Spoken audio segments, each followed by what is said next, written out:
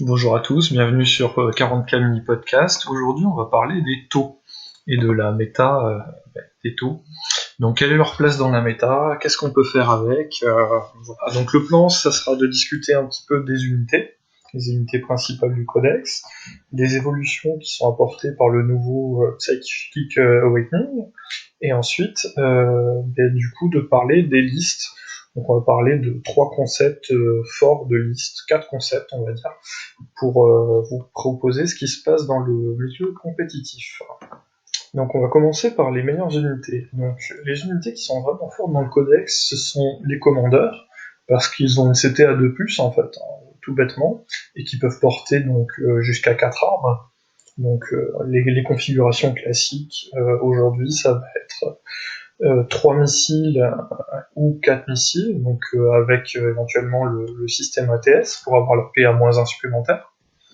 La configuration, donc avec les cyclo-éclateurs à ion, donc pareil, soit 4, soit 3 plus ATS, et le quadrifuseur en configuration Colstar, donc pour le mouvement de 20 pouces et l'advance à 40. Ensuite, on a forcément les riptides, avec le canon Gatling. Donc ça c'est assez classique, hein. L'intérêt de la riptide, c'est la durabilité grâce au drone. Le, Ce qui est vrai qui est fort dans les taux, en fait, c'est que si on arrive à conserver suffisamment de drones et avoir les riptides donc, qui restent en vie plusieurs tours, la puissance de feu de l'armée ne va pas diminuer. Donc certes, on est un peu moins fort que les autres, mais par contre, on peut le rester plus longtemps. Donc on pourrait scorer, on va dire, sur le late game. Étant entendu que du coup, pour faire ça, il faut donc beaucoup de drones. Donc grâce au nouveau PA, on peut utiliser la config Guillon de la Riptide avec la nouvelle relique, qui est sympa, qui peut être utilisée donc en chasseur de véhicules. Donc bon, après ça consomme quelques points de commandement, on ne sait pas encore si ça va vraiment faire partie de la méta, mais c'est une alternative assez sympa. Et donc la nouvelle, on va dire la nouveauté, ce sont les crises en mode Farsight. Alors pourquoi? Parce qu'il y a un stratagème qui coûte 2 points de commandement et qui permet donc d'augmenter leur CC et leur CT de 1. Alors, forcément, la CT, vous allez voir tout de suite l'intérêt, hein, forcément, c'est que la crisis qui touche à 4+, de base, c'est pas très rentable. Maintenant, elle touche à 3+. Et si on considère le nouveau stratagème pour 2 points de commandement qui place automatiquement 5 marqueurs laser sur une unité, on arrive à des crises qui de base touchent à 2+, relance les 1, et qui ignorent les couverts. Du coup, la crisis devient vraiment une unité très forte, donc du coup on est obligé de l'utiliser par pack au moins de 6. Mais du coup ça devient très très fort, et on peut rentabiliser aussi avec le stratagème pour un point de commandement. Donc il y a un commandeur qui est à côté des crisis qui va pas tirer, mais en échange les crisis pourront relancer les blessures. Donc du coup pour ces crisis on va avoir deux configurations intéressantes à mon sens. La première qui me plaît pas mal, c'est les crisis full missile. Alors le gros avantage, c'est la portée à 36 pouces. Sur une unité, on va dire, si on prend un cas extrême, une unité de 9 crisis, ça va faire 54 tirs de missile, hein, force 7, PA-1, des 3 dommages, donc ils vont toucher à 2+, relance les 1, et éventuellement avec le strat pouvoir relancer les blessures. Donc ça va permettre de faire tomber à peu près n'importe quoi. Le problème étant le coût en points de l'unité, hein, qui va avoisiner les 700 points. La config ensuite qui est intéressante, c'est la config avec le système Advanced Targeting System et le cyclo-éclateur à ion.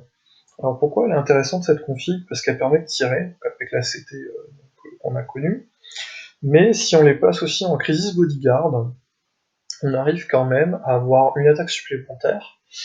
Donc ça fait elles auront 3 attaques chacune, qui vont toucher à 4+, et, et donc ils sont force 5. Comme t'es Farsight, tu relances les 1 pour blesser, et donc avec la TS, tu as une PA de -1. Donc ça fait que l'unité peut surprendre, parce que comme il n'y a pas de CAC dans le code exto, dès qu'il y a une unité à peu près correcte, ça peut faire mal. Ensuite, on peut rajouter le stratagème qui fait des mortels sur du 3+. donc ça peut rajouter 4 ou 5 mortels si on a de la chance. Donc voilà, pour finir une cible, pourquoi pas, sachant que l'adversaire qui va vous charger, alors même si vous allez toucher en Overwatch, parce que vous êtes Farsight que sur des 6, vu la quantité de tirs, vous rajoutez le fait que vous êtes Farsight, donc vous allez relancer les 1 pour toucher en Overwatch, puisque la cible est à moins de 12 pouces, donc vous allez la considérer comme ayant un marqueur de plus que ce qu'elle a. Vous allez rajouter éventuellement la relance des 1 pour blesser si ça approche un peu trop. Et donc vous avez une unité qui a un petit peu de répondant au corps à corps, et qui tire quand même pas mal en Overwatch, et qui du coup va être compliqué à loquer, d'autant qu'elle a le vol. Ensuite, il y a des unités un peu moins fortes, mais qui sont quand même pas mal, moi que j'aime bien, qui sont la Ghost Kill, principalement pour ses capacités d'infiltration. Éventuellement, avec la nouvelle relique, elle va pouvoir aussi empêcher l'effet pas 12 pouces. Dans certains cas, contre certaines listes, ça peut être sympa. Et ensuite le Hammerhead, qui existe dans certaines configs de listes qu'on va présenter, qui est quand même fragile parce qu'il a qu'une enducette, mais qui est quand même une plateforme de tir assez forte, et bon, sur certaines listes, quand on a le premier tour, ça a quand même du sens. Les problèmes de fond des tours, c'était la désignation laser, qui coûtait cher, qui est pas forcément fiable à 100%, parce que forcément, on peut avoir pas de bol et puis pas toucher, même si on touche à 2+, et il faut quand même placer 5 marqueurs. Donc ça peut être embêtant, et puis ça coûte à 200, 250 points dans la liste, juste pour avoir quelques relances. C'est quand même embêtant, parce que comme on est obligé d'avoir beaucoup de drones, vous allez mettre 300 à minimum jusqu'à 500 points de drone shield pour votre liste, si en plus il faut 250 points de désignation laser. Ensuite, vous rajoutez vos 1000 points de reptile et vous avez plus grand chose. Voilà, donc l'absence de corps à corps, et éventuellement contre certaines listes, la difficulté de prendre la table.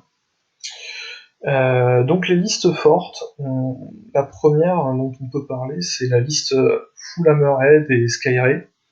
Donc c'est une liste totalement mécanisée, qui repose que sur du châssis en U7. Pour moi, elle est vraiment forte si vous avez le tour 1, et dans un méta en équipe, c'est-à-dire contre certaines listes, vous allez pouvoir envoyer une puissance de feu qui va faire que l'adversaire aura du mal à détruire vos châssis. Pour moi, c'est un concept qui est quand même un peu fragile, parce que même si ça bouge quand même assez vite, parce que c'est quand même du tank, l'Andu7 maintenant, pour moi, est complètement invalidé par les codex Space Marine. Mais c'est une liste qu'on a vue jusqu'à l'année dernière en ETC, et qui peut quand même être assez sympa si vous jouez avec vos amis.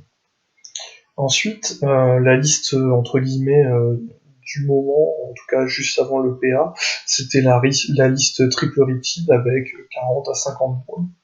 Donc comme je vous ai dit, l'intérêt c'est que c'est pas que ça tire plus fort que les autres, ça tire fort, mais pas tant que ça. Par contre, si vous arrivez à bien placer vos drones, vous allez tirer longtemps, c'est-à-dire que vous allez avoir jusqu'à 4 voire 5 tours de tir à pleine puissance. Donc pleine puissance, c'est que les 12 tirs. Vous allez juste surchauffer et utiliser votre 1 vue 3+, au lieu d'avoir les 18 tirs de Gatling. Ça fait qu'en tout, avec les 3 reptiles, vous avez quand même 36 tirs de force 6, PA-2, 2 dégâts. Ce qui permet de chasser pas mal de listes, et notamment les listes Space Marine, parce que bon, la Repeat c'est quand même un bon tueur de Primaris. Voilà, et maintenant donc le nouveau concept du moment, donc ce que vous allez voir sortir en tournoi après le déconfinement, ce sont les nouvelles listes Farsight. Alors pourquoi Farsight? Le gros intérêt, c'est que vous allez débloquer des commandeurs. Maintenant, Farsight, vous pouvez mettre 2 commandeurs par détachement. Donc si vous avez 3 détachements, vous allez pouvoir en mettre 6 commandeurs. Donc ça sera probablement 3 enforcers et 3 Colstar. Donc ça donne une puissance de feu assez forte. Certes courte portée, mais forte. Et le gros avantage, c'est la CC2+, donc ça permet aussi de gérer les listes avions. Les listes avions Eldar, qui sont quand même très compliquées en théorie pour les taux, mais avec 6 commandeurs, dont allez, ne serait-ce une douzaine de fuseurs, ça permet de faire tomber pas mal d'avions qui s'approcheraient un peu trop. Et puis après, si vous rajoutez soit 3 commandeurs en full missile ou bien en full cyclo, ça permet de tomber pas mal de choses.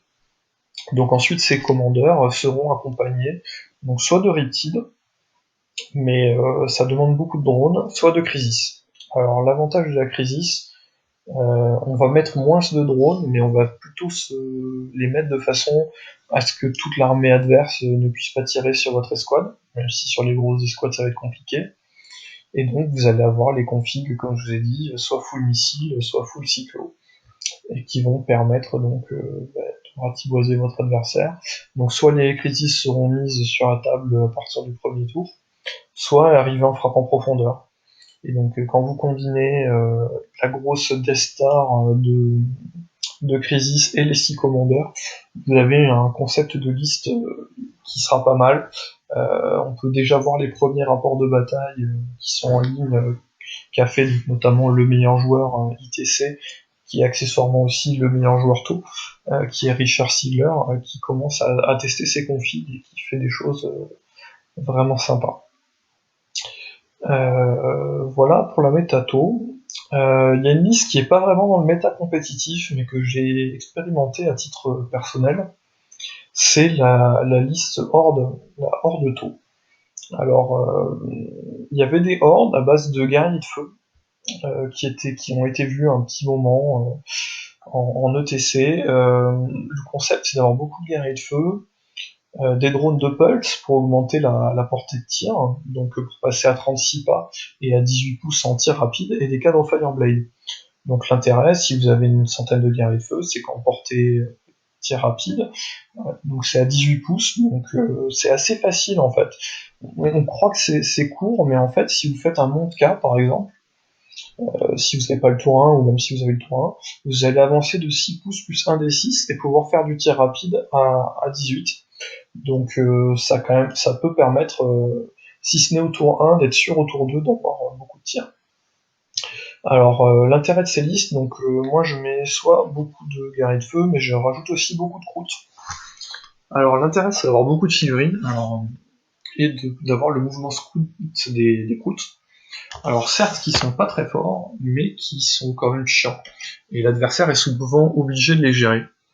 Et donc l'idée c'est d'avoir un bloc qui va avancer, qui va tirer beaucoup, qui va saturer beaucoup à la force 5, et éventuellement d'avoir quelques commandeurs derrière qui vont mettre des armes lourdes, etc. Alors c'est assez sympa dans un méta par équipe, parce que vous pouvez tomber sur des listes qui gèrent pas très bien la horde. Donc c'était bien entendu avant les Space Marines, forcément contre les Space Marines vous allez souffrir très rapidement et votre armée va mourir au bout de 2 tours, mais contre d'autres armées ça peut être un concept assez marrant. Moi j'avais fait ça en qualif interrégion l'an dernier avec 2 victoires sur 3 parties en tournoi. En partie amicale sur ce concept de liste, j'arrive à avoir un bon ratio de victoire, donc c'est sympa. Alors c'est sûr, c'est pas une liste ultime, vous allez pas table raser tous vos opposants comme ça très rapidement. Vos figurines vont mourir vite, en particulier au moral, mais ça peut donner du fil à retordre à votre adversaire et il va peut-être se demander, il saura pas forcément comment jouer contre vous, puisque il aura jamais vu ce concept. Voilà, j'espère que ça vous a inspiré, que ça vous a au moins informé sur ce qui se passe dans la métato, et j'espère que vous allez pouvoir construire des listes à partir de ces idées. Voilà, bonne journée.